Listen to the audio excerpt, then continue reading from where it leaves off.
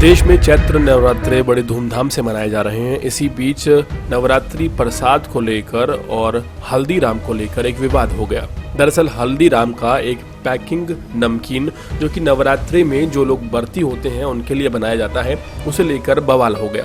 इसके बाद social media पर बायकॉट हल्दीराम ट्रेंड करने लगा।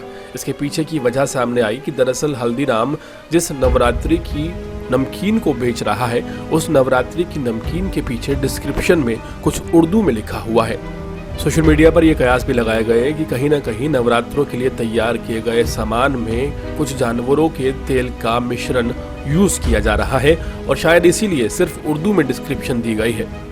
पूरे मामले पर विवाद बढ़ता देखकर लोगों ने सुदर्शन टीवी पर सवाल उठाने शुरू कर दिए, जिन्होंने इस मुद्दे को उठाया था। दरअसल कहा गया कि उर्दू में लिखना कुछ गलत नहीं है, उर्दू नोट पर भी लिखी होती है, तो क्या नोट को भी बायकॉट कर देंगे। इस पूरे मामले में दो तरह के आरोप कंपनी पर लगे हैं। पहला आरोप ये है कि कहीं ना कहीं कंपनी कोई ऐसी चीज़, कोई ऐसा ऑयल शायद इसमें मिला रही है जिसे नहीं मिलाना चाहिए और उसे वो नहीं चाहती कि उनके कंज्यूमर जाने, इसलिए उर्दू में लिखा गया है। और दूसरा ये कि जो नमकीन दरअसल हिंदुओं के व्रत के लिए बनी है, उसमें उर्दू क्यों लिखी जा रही है। और बवाल सिर्फ इस बात पर नहीं है कि उस नमकीन पर जो व्रत के लिए बनी है उर्दू में डिस्क्रिप्शन लिखी है, बवाल इस बात पर भी है कि हल्दीराम की जो बाकी नमकीन है उस पर उर्दू में डिस्क्रिप्शन नहीं लिखा हुआ है। तो आखिर ऐसा क्यों कि सिर्फ एक ही नमकीन जो कि व्रत के लिए बनाई गई है उसमें उर्दू डिस्क्रिप्शन है, बाकी हल्दीराम की नमकीन पर इंग्लिश में डिस्क्रिप्शन है।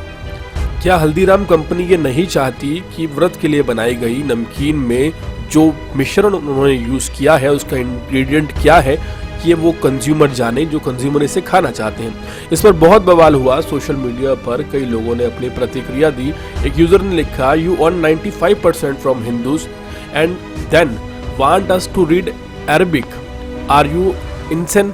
Shame on you, Haldiram." इसी तरह एक और यूजर ने लिखा, "हल्दीराम के इस प्रोडक्ट को लेकर हम हिंदुओं के मन में संदेह जरूर है और इसका जवाब हल्दीराम को स्वयं देना चाहिए, क्योंकि उर्दू में लिखे होने से संदेह उत्पन्न हो रहा है।"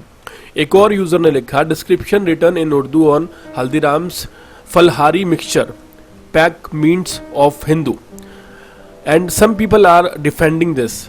If your products main consumer are Hindu, why you are writing Urdu and you think Hindu will not react." इस पर इस तरह की प्रतिक्रिया सामने आ रही है कि अगर आप एक प्योर हिंदू के लिए कोई ऐसा फलाहार तैयार कर रहे हैं जिसमें नवरात्रों का सामान है, तो आखिर उसमें उर्दू लिखने का लॉजिक क्या है।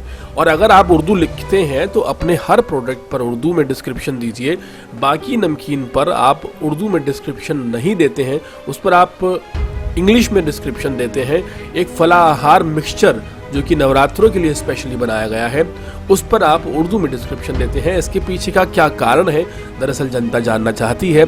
हालांकि इन बातों में कोई सच्चाई है या नहीं है कि आखिर इस मिश्रण में किसी एनिमल का ऑयल मिलाया गया है, इस बात पर कोई क्लैरिटी कंपनी ने अभी तक नहीं दी है। और कंपनी ने ये भी नहीं बताया है कि आखिर क्या कारण है जिस कारण से मजबूरन कंपनी को सिर्फ उर्दू में ही डिस्क्रिप्शन एक व्रत वाली नमकीन में देनी पड़ी। पूरे मुद्दे पर आपकी क्या राय है, कमेंट सेक्शन में जरूर बताएं। देश और दुनिया की तमाम खबरों से जुड़े रहने के लिए हमारे चैनल को सब्सक्राइब करें ताकि आप तक पहुंचता रहे हमारा हर लेटेस्ट अपडेट।